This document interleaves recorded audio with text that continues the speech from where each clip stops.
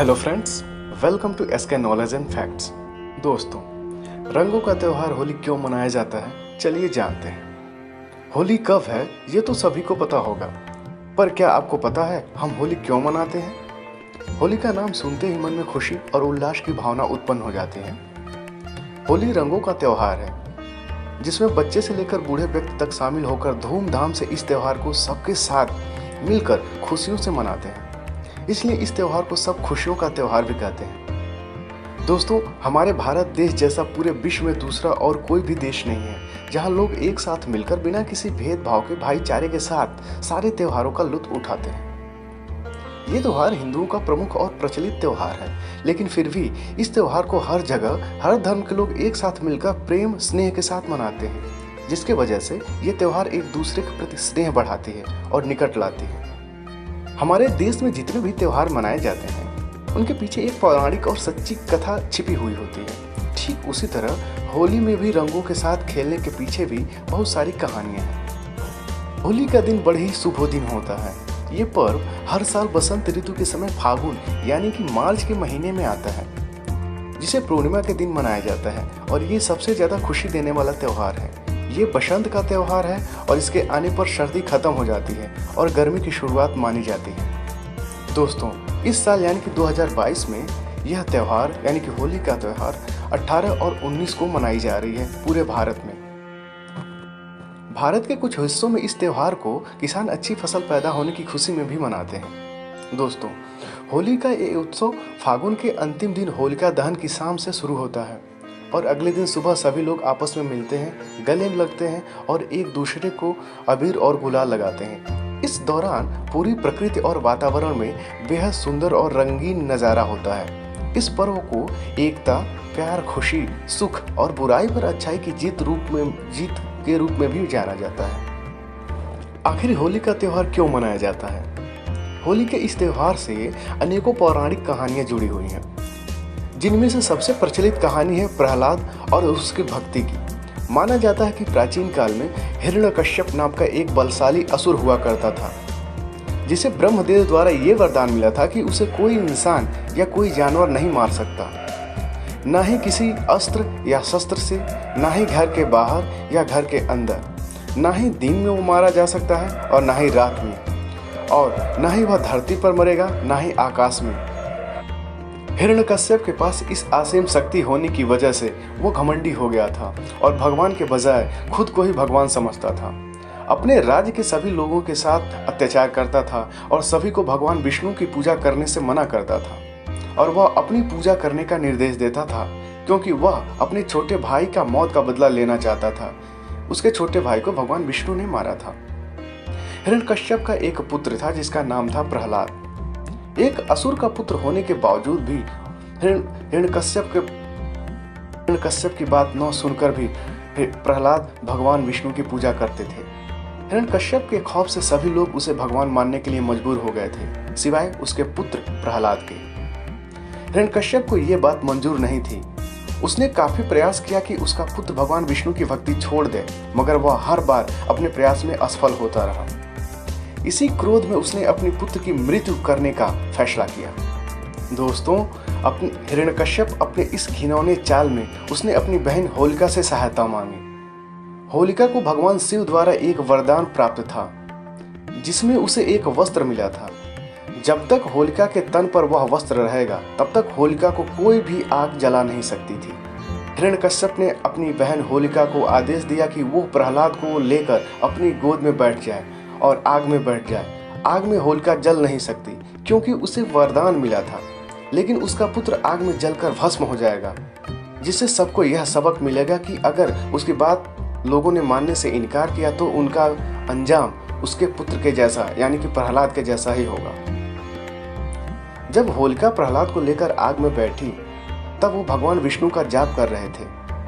अपने भक्त की रक्षा करना भगवान का सबसे बड़ा कर्तव्य होता है, इसलिए उन्होंने भी एक षड्यंत्र रचा और एक ऐसा तूफान आया जिससे कि होलिका के शरीर से लिपटा हुआ वस्त्र उड़ गया और आग न जलने का वरदान पाने वाली होलिका भस्म हो गई।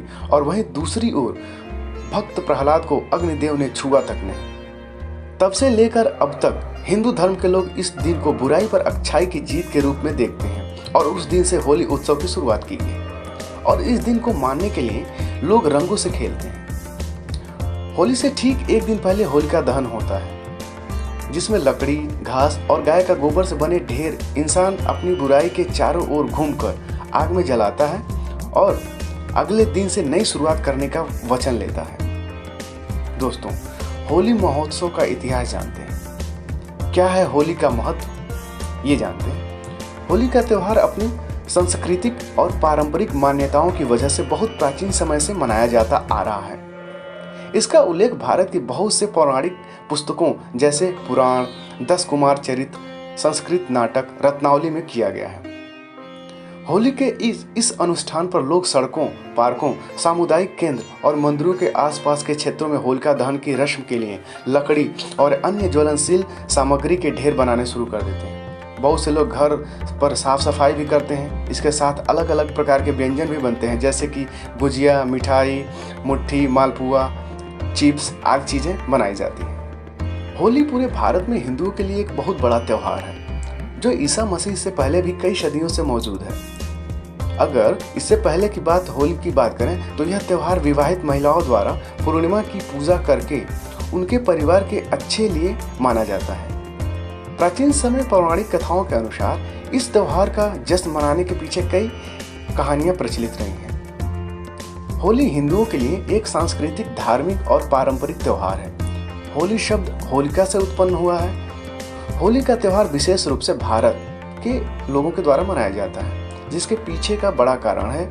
एक बड़ा कारण यह भी है, यह त्यौहार केवल रंगों का ही नहीं बल्कि भाईचारे का भी है। जैसे हम त्यौहार के दौरान सभी रंगों का इस्तेमाल करते हैं, ठीक वैसे ही आपस में भाईचारे की भावना से रहना चाहिए और दूसरे के साथ मिलजुल कर सभी त्योहारों का पालन करना चाहिए। होली एक ऐसा त्यौहार है जिसे देश का हर प्रांत बड़ी धूमधाम से मनाता है। अलग अलग प्रांतों में उसके सांस्कृतिक के अनुसार इसे रीति नीति के साथ मनाया जाता है।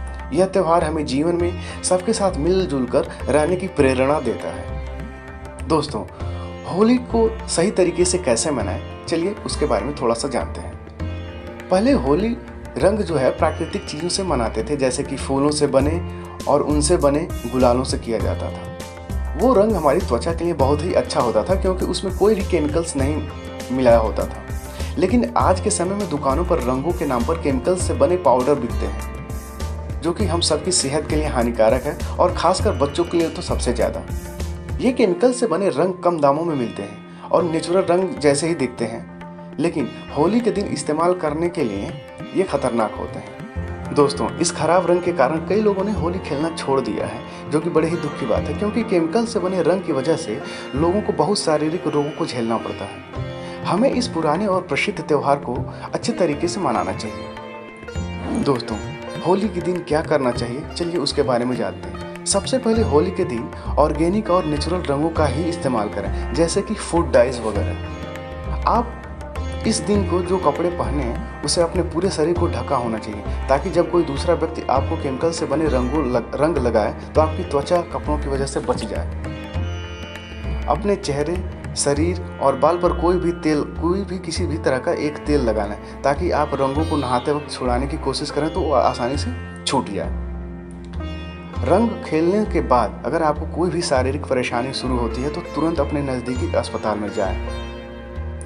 अस्थमा से पीड़ित व्यक्ति को फेस मास्क का उपयोग करके ही होली का रंग खेलना चाहिए। सर पर टोपी अवश्य इस्तेमाल करें, जिससे कि रंगों से आपके बालों को नुकसान ना हो। दोस्तों, होली के दिन क्या नहीं करना चाहिए, चलिए जानते हैं। केमिकल से बने या सिंथेटिक रंग का इस्तेमाल बिल्कुल भी ना करें। रंगों को किसी भी व्यक्ति के आँख, नाक, मुंह और उसके कान में न डालें। होली का दिन अपने परिवार और दोस्तों के साथ मिलकर मनाएं और अजनबियों से दूर रहें। अस्थमा से पीड़ित व्यक्ति जो है वो रंगों से दूर रहे। रंगों को दूसरे किसी भी व्यक्ति पर जबरदस्ती ना डालें और ना ही जानवरों पर लगाएं। जिस तरह ये रंग हमारे लिए खतरनाक है, उसी तरह ये रंग जानवरों के स्किन के लिए भी उतना ही खतरनाक है। सस्ते चाइनीज रंगों से दूर रहें, क्योंकि त्वचा के लिए बहुत हानिकारक होते हैं। दोस्तों, कैसे रंग को अपने शरीर से मिटाएं, उसके बारे में चलिए जानते हैं। सबसे अच्छा तरीका है अपने पूरे शरीर को पहले ही मॉइस्चराइज कर लें। तेल के इस्तेमाल से जिससे कोई भी रंग हमारी त्वचा से स्टिक नहीं करेगा। इससे हम आसानी से धो सकते हैं। बालों के लिए भी आप तेल का इस्तेमाल कर सकते हैं अथवा अपने सर पे टोपी लगा सकते हैं, जिससे कि अपने बालों को नुकसान पहुंचाने से बचा सकें। जितना हो सके ऑर्गेनिक कलर्स का ही इस्तेमाल करें और फूड डाई का ही इस्तेमाल करें, क्योंकि केमिकल्स हमारे त्वचा को नुकसान पहुंचा सकते हैं। ज़्यादा सूखे रंगों का इस्तेमाल करें जिसकी वजह से उन्हें आसानी से झाड़ा जा सके और अपने स्किन से हटाया जा सके।